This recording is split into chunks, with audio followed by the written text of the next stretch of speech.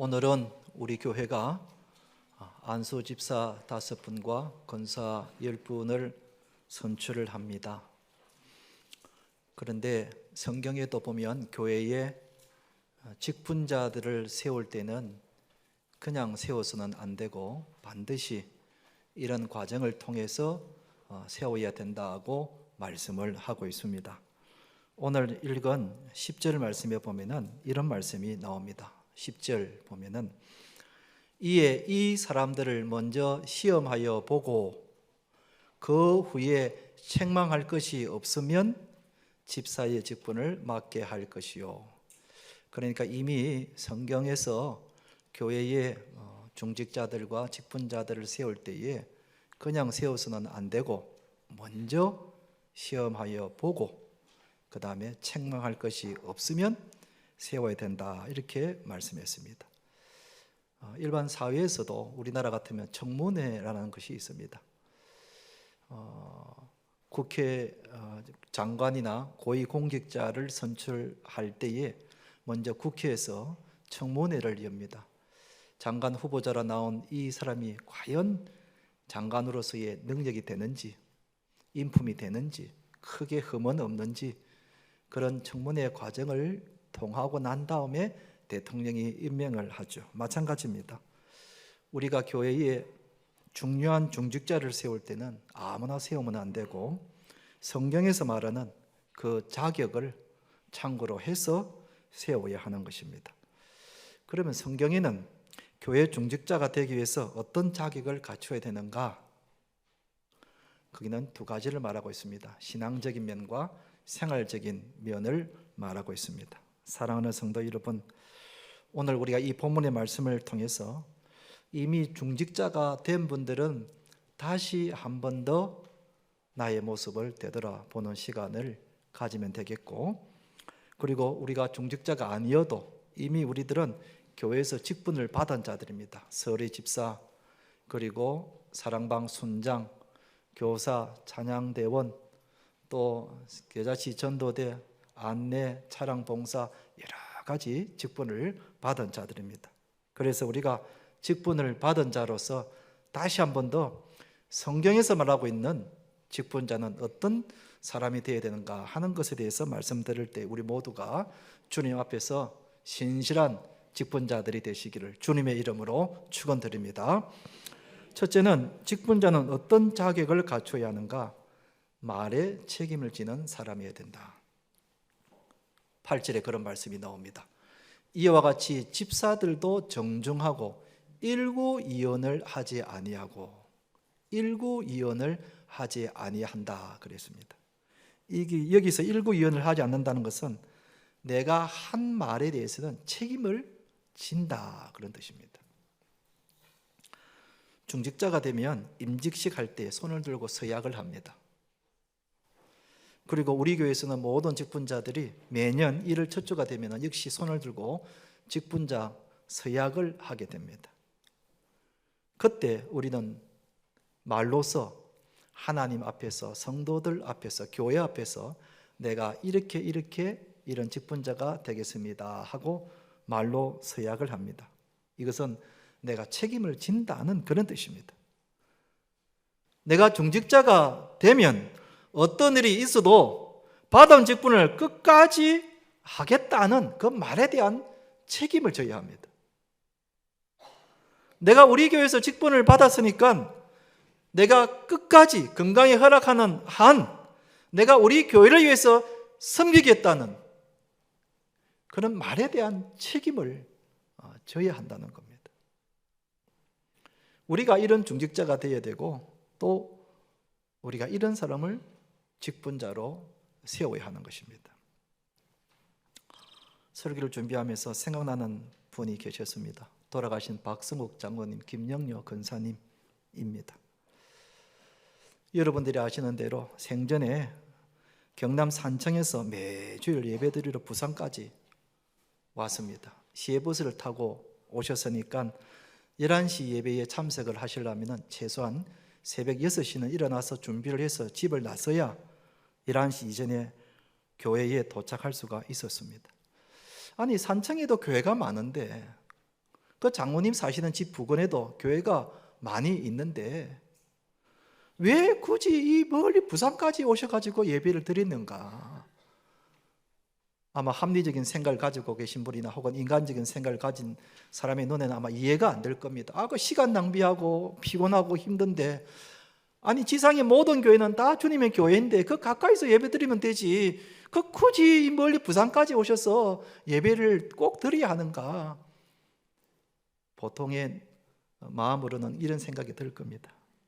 그러나 장로님의 생각은 달랐습니다. 우리 교회에서 장로로 장립을 받았기 때문에 내가 죽을 때까지 건강이 허락하는 한 내가 부곡중앙교회에서 예배를 드리는 것이 마땅하다고 생각을 하신 겁니다.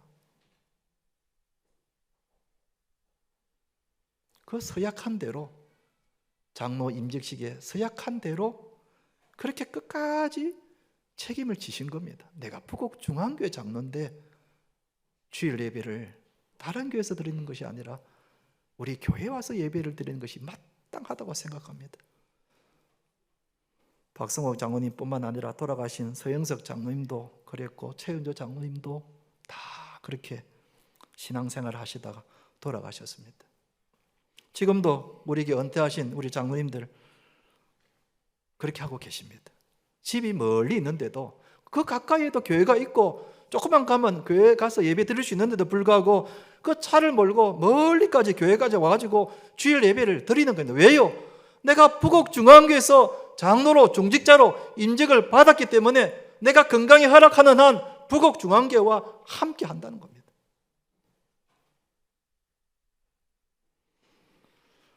여러분, 중직자가 되려는 사람은 또는 중직자가 되는 사람은 우리가 이런 마음을 가져야 합니다. 내가 죽을 때까지 부곡중앙교회에서 예배를 드리다, 교회를 위해서 헌신하고 교회를 위해서 기도한다는 그런 결단의 마음, 말에 대한 그 책임을 지는 사람이 되어야 하는 것입니다.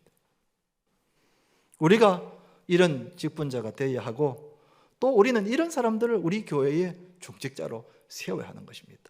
서약을 했으면 서약한 그대로 은퇴할 때까지, 아니 돌아가실 때까지 건강히 허락하는 한 우리 부곡중앙교회에서 예배드리고 함께 기도하고 함께 헌신하는 그런 사람을 우리가 중직자로 세워야 하는 것입니다. 사랑하는 성도 여러분, 우리가 서약한 대로 성실하게 직분을 잘 감당하시는 우리 성도님 되시기를 주님의 이름으로 축원드립니다. 두 번째로 직분자는 어떤 자격을 갖춰야 하는가? 충성된 사람입니다. 11절 이렇게 나옵니다. 여자들도 이와 같이 정숙하고 모함하지 아니하며 절제하며 모든 일에 충성된 자라야 할지니라. 모든 일에 충성된 자라야 할지니라. 여기 여자들이란 말은 오늘날로 말하면 여집사님들, 권사님들을 말한다고 보면 되겠습니다. 그런데 직분자가 되면 모든 일에 충성된 자라야 한다는 것입니다. 여러분, 중직자가 되려는 사람은 내가 건강히 허락하는 한 직분을 충실하게 감당하고자 하는 그런 마음이 있어야 합니다. 여러분, 중직자는 절대로 명예직이 아닙니다. 섬김을 받는 그런 자리가 아닙니다. 종이 되어야 하는 자리입니다. 우리 성도들의 발을 씻어주고 눈물을 닦아주는 그런 섬김의 자리에 있는 사람이 중직자입니다. 그렇기 때문에 내가 중직자가 되면은 내가 죽을 때까지 부곡중앙교회를 위해서 충성스럽게 헌신하고자 하는 마음, 내가 부곡중앙교회를 위해서 기도하고자 하는 그런 마음, 예배드리고자 하는 그런 결단의 마음이 있어야 하는 것입니다. 저는 자주 돌아가신 이차순 권사님 생각을 합니다. 참 얼마나 충성된 권사님이셨습니까? 은퇴하신 이후에도 주일 예배, 수요 기도회, 새벽 기도회, 계자시 전도대까지 충성스럽게 잘 감당하시다 돌아가셨는데 본래 권사님 집이 멀리 덕교에 있었습니다. 그래서 밤에 교회에서 주무시고 새벽 기도 참석하시고 그 다음에 버스를 타시고 덕교에 가셨다가 좀 쉬었다가 저녁 무렵에 다시 또 교회 오셔가지고 밤새 교회 주무시면서 기도하셨던 그런 분이셨는데 마침 우리 교회 밑에 조그만 사택이 하나 비어지게 돼가지고 거기에 교회에서 방을 들여서 거기서 생활을 하셨는데 돌아가실 때까지 교회를 위해서 기도하시며 돌아가셨습니다. 돌아가시기 바로 그 전날까지도 새벽 기도하시다가 그 다음날 주무시면서 자는 잠에 하나님이 부르셨습니다. 참 충성된 권사님이셨습니다. 돌아가신 김혜경 권사님도 마찬가지입니다. 우리 교회에는 이런 신실한 권사님들, 중직자들이 많이 계십니다. 여러분, 중직자가 되려는 사람은 내가 죽을 때까지 이 직분을 충성스럽게 감당하고자 하는 그런 마음이 있어야 합니다. 다른 마음이 있어서는 안 됩니다. 내가 중직자가 된 이후로는 내가 종이 되어서 우리 교회 성도들을 위해서, 교회를 위해서 충성스럽게 헌신하고자 하는 그런 마음이 있어야 하는 것입니다. 그런 사람이 중직자가 되어야 되겠고, 우리는 그런 사람들을 중직자로 세워야 하는 것입니다.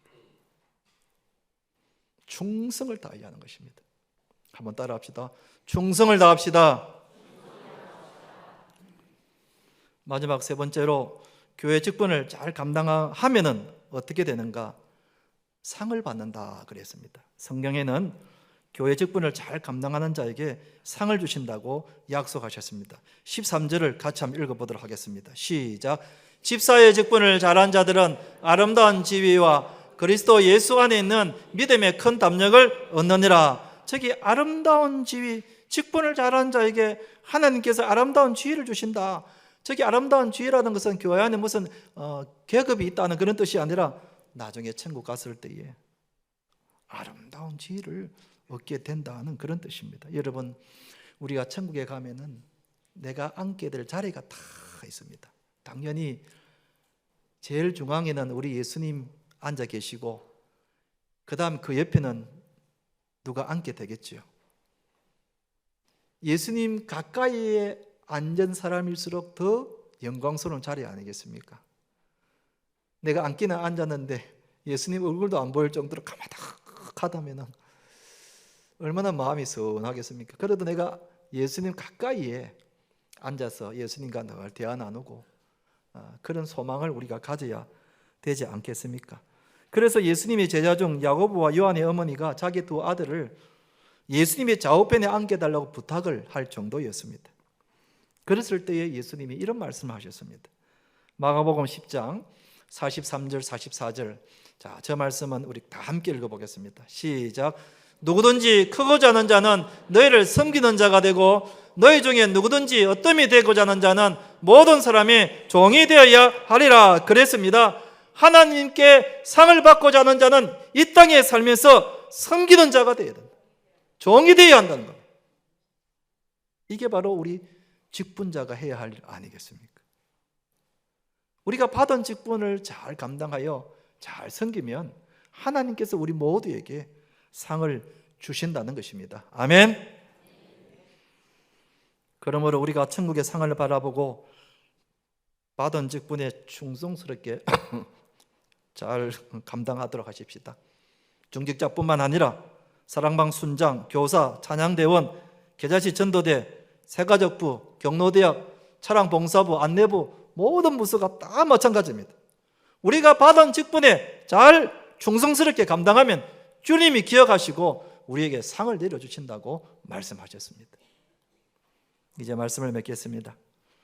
오늘 우리들은 교회를 우리보다 앞서서 섬길 중직자들을 선출합니다. 그리고 우리는 또한 직분자이기도 합니다.